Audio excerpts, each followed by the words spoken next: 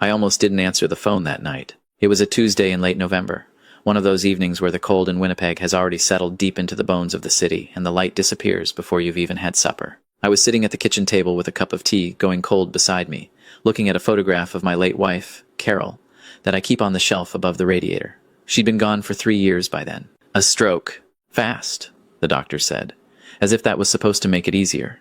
It didn't. My son called just as I was about to bring the cup to the sink. "Dad," he said, and his voice had that careful, practiced warmth that I'd started to notice over the past year. The kind that sounds like love, but feels like a script. "Just checking in on you. How are you doing?" His name is Derek. He's 41 years old, works in sales, lives in a newer subdivision on the south end of the city with his wife, Tamara, and their 2 kids. For most of his life, I was proud of him. I built a small excavation company from nothing, just me, 1 machine, and a contract with the city of Winnipeg. When I was 27 years old, and by the time I retired at 68, it employed 14 people and had a solid reputation across the province. I gave Derek everything I could. University, a down payment on his first house, a used truck when his lease ended, and he said he was struggling. I never counted it. That's not what a father does. But something changed in him after Carol died. Or maybe it changed before that, and I just didn't want to see it. I told him I was fine. I told him the pipes in the basement had been making noise and I was going to call someone. He listened, made the right sounds, asked how I was sleeping. We talked for maybe 10 minutes. Then he said he had to go put the kids to bed, and I said, "Of course. Good night." Kissed them for me. I didn't hang up right away. I'm not sure why. Maybe my thumb was slow. Maybe something in me hesitated. Whatever the reason, I set the phone down on the table face up instead of ending the call, and I stood and walked to the sink. And then I heard it. The call hadn't disconnected. I could hear the sound of a television in the background, a woman laughing, Tamara, and then my son's voice, loose and easy in a way it never was when he was talking to me. "She already signed it all over," he said. "Every last account. She has no idea." More laughter. God, it was so easy. She just trusts me completely. I stood at that sink and I did not move for a very long time. My name is Gerald Kowalchuk. I am 72 years old. I am not a fool, though apparently I had been doing a reasonable impression of one. Let me tell you how we got there. Carol and I built that company together in every way that mattered. She kept the books for the first 15 years while I was out on site. She answered the phones, dealt with suppliers, filed the taxes. When we finally had enough to hire an office manager, she cried a little because she said she'd miss it. That was Carol. She found meaning in the work, not the recognition. When she died, the company had already been sold. We'd sold it 4 years earlier. When my knees started going and I could see the industry changing and the money from that sale, combined with our savings and the RRSPs we'd been building since our 30s, had left us comfortable. More than comfortable. After Carol died, Derek started coming around more often. I thought it was grief. I thought it was my son stepping up, being present the way you're supposed to be when a parent is alone. He'd stop by on Sunday afternoons.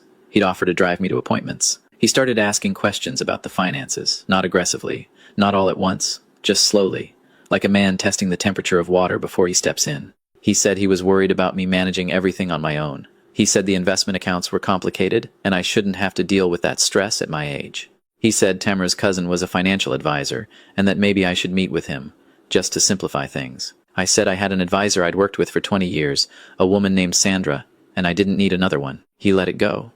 Then, about 6 months later, he brought it up again. He mentioned that Sandra's fees were high. He said her portfolio performance had been below average. He showed me a printout, which I later realized compared her against benchmarks that made no sense for my risk profile. He said the family would feel better if everything was consolidated in one place. Easier to manage, easier to handle if something were to happen to me. He said the word estate several times, in that tone people use when they want to sound like they're thinking about you and not about themselves. I want to be honest about something. I was lonely. I was 71 years old, and I was living in a house that felt too big and too quiet, and the person I had talked to every single day for 44 years was gone. Derek was my son. Tamara brought food sometimes.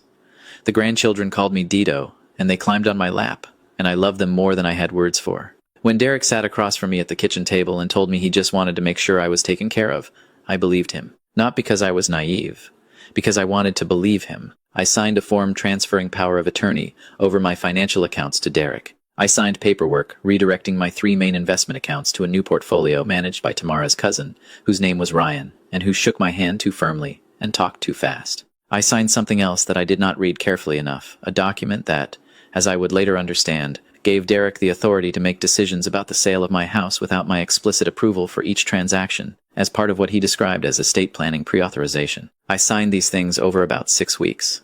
Not all at once.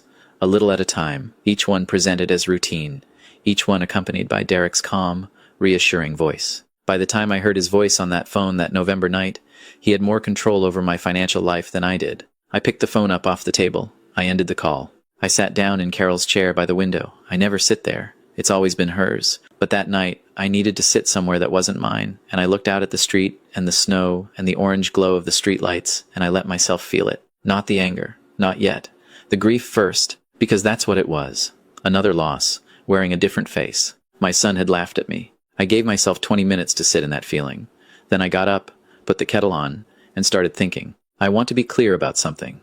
I am not an educated man in the formal sense. I finished high school and went straight to work. But I spent 40 years running a business in a regulated industry, which means I spent 40 years reading contracts, dealing with lawyers, navigating liability and municipal codes, and supplier agreements.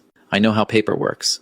I know that signatures matter. And I know that the best position you can be in, when someone has outmaneuvered you, is for them not to know that you know. The next morning I called my lawyer. His name is Frank Deschamps, and he has an office on Portage Avenue, and I have known him for 30 years.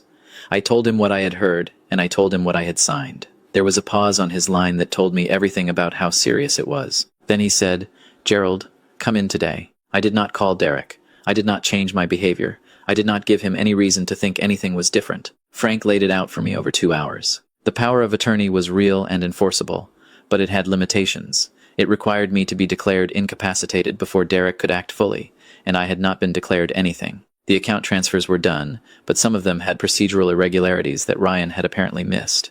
The house document was more complicated. Frank said there were grounds to challenge it on the basis of inadequate disclosure, and potentially on the basis of undue influence, given my documented state of grief at the time of signing. He said none of this would be fast. He said none of this would be easy. He said the first thing I needed to do was stop signing anything at all. And the second thing I needed to do was get a cognitive assessment done by my family doctor, so that no one could later claim I had been impaired when I made decisions. I went to my doctor that same week. She was not surprised that I was there. She told me I was sharp as I'd ever been, and she wrote that down. I also did something that Frank had not suggested, but that felt right to me. I called my daughter-in-law's mother. Her name is Yvonne.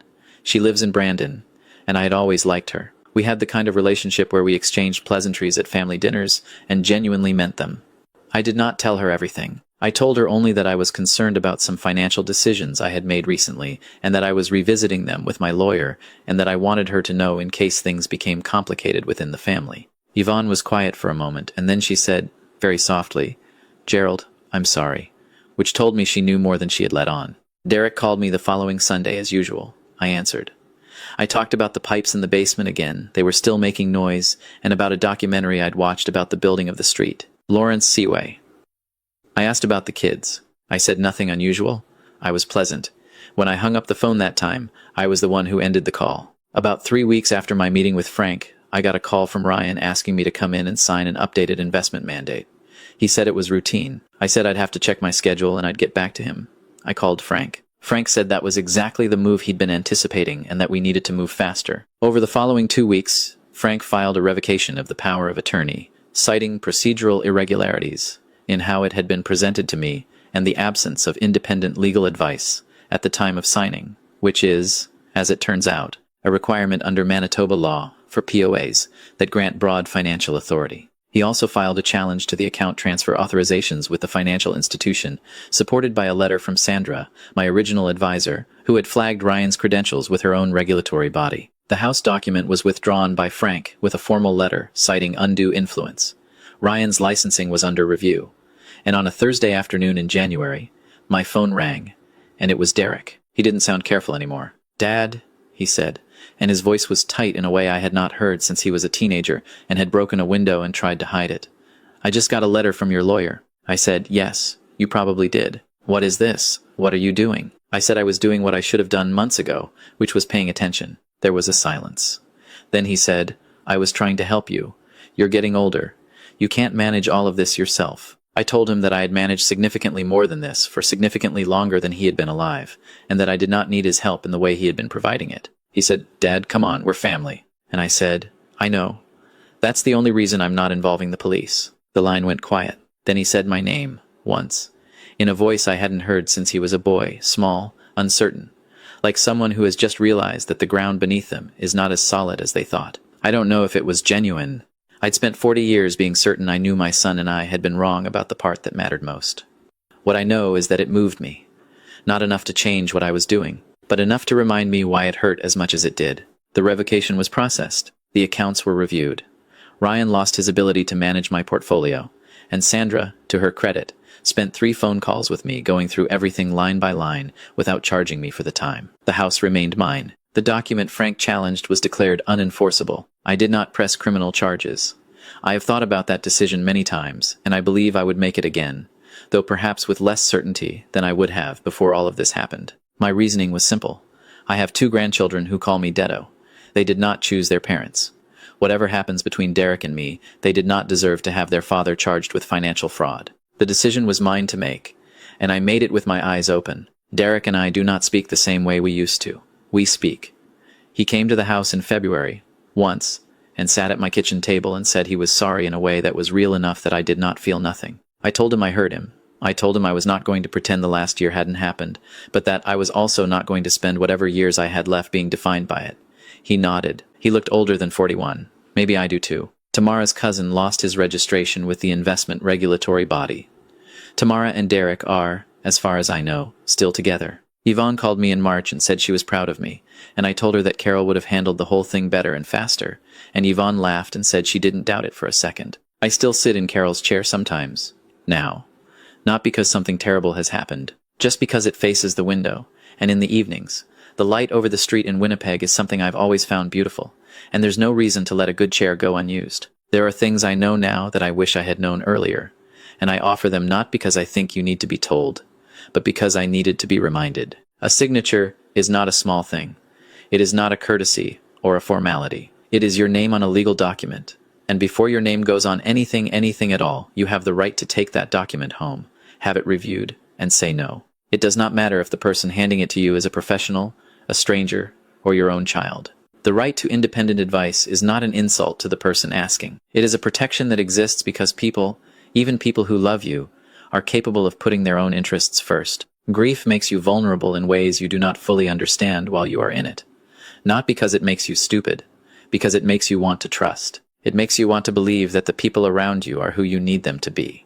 There is nothing shameful in that. But it means that the period after a significant loss is exactly the wrong time to make major financial decisions, and if someone close to you is pressing you to do so, that pressure deserves to be questioned. And finally, if something feels wrong, if a voice in the back of your mind says, "Slow down, wait, think about this," that voice has earned your attention. It is not paranoia.